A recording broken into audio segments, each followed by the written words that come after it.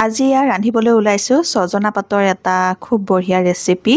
আৰু মই মাজে মাজে এনেকৈ খাওঁ আপোনালোকে মই বনোৱাৰ দৰে বনাই খায় নে নেখায় ভিডিঅ'টো চাই কমেন্ট কৰি জনাবচোন প্ৰথমতে সজনা পাতকেইটা মই এনেকৈ পাতকেইটা ঠাৰিৰ পৰা এৰুৱাই ললো কালিয়ে আনিছিল সজনা পাতকেইটা কিন্তু কালি মাংস থকাৰ বাবে সজনা পাতকেইটা খোৱা নহল আজি সজনা পাতকেইটাৰে এটা ৰেচিপি বনাম বুলি ভাবিছো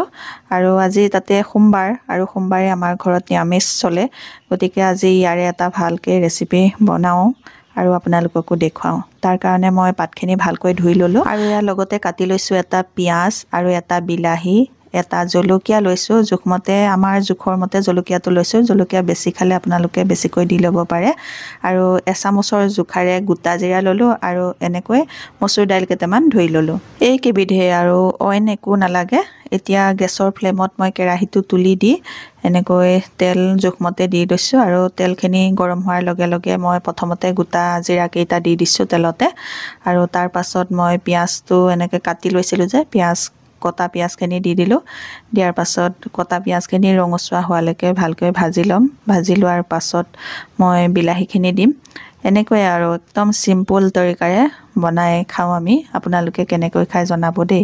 জলকীয়াটো মই এনেকৈ তেলতে দি ভাজি লৈছো আৰু জলকীয়াটো অলপ ভাজা হোৱাৰ পাছত এতিয়া বিলাহী কুটি থোৱাখিনি দি দিলো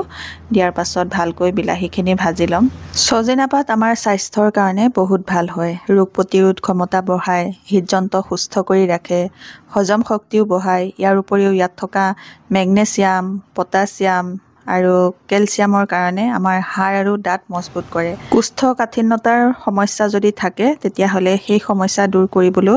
এই সজনা পাতে বহুত বেছিকৈ সহায় কৰে লগতে আমাৰ ছালৰ স্বাস্থ্যটো উন্নত কৰিবলৈ সহায় কৰে আমাৰ ছালৰ কাৰণেও বহুত বেছি ভাল হয়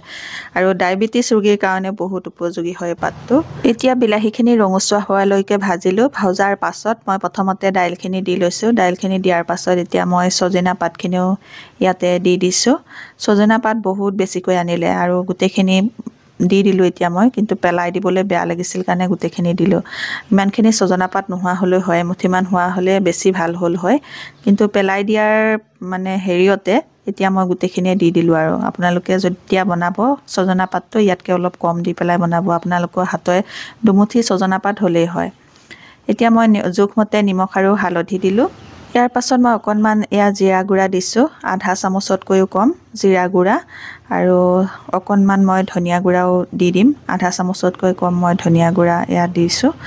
জিৰা আৰু ধনিয়াই দিছো আৰু বেলেগ অইন একো নিদিও দি পেলাই ভালকৈ মিক্স কৰি অকমান সময় ভাজিম ঘনাই লৰাই ভালকৈ মই ভাজি থাকিম আৰু ঘনাই লৰাই নিদিলে তলত লাগি যাব আৰু খাবলৈ বেয়া হ'ব আৰু ঘনাই লৰাই ভালকৈ ভাজি হোৱাৰ পাছত এতিয়া মই জুখমতে পানী দিছো পানীটো অকনমান মই বেছিকৈ দিছো কাৰণ কেৰাহীত সিজালে পানীখিনি অকমান বেছিকৈ দিব লাগে কাৰণ অকনমান সময় বেছি লাগে সিজালে কেৰাহীত সিজালে কুকাৰত দিলে পানী জুখমতে দি দিলে হ'ল সোনকালে সিজি যায় কেৰাহীত অকমান বেছি সময় লাগে সিজুতে সেইকাৰণে পানী অকনমান বেছিকৈ দিব লাগে এতিয়া ভালকৈ সিজিবৰ বাবে ঢাকনখন আকৌ এবাৰ মাৰি দিলো কি বনাই আছা ইয়া বনাই আছো আপুনি যে আনিছিলে সজনা পাত সেই সজনা পাতৰ তৰকাৰী ইয়া সজনা পাতৰ তৰকাৰী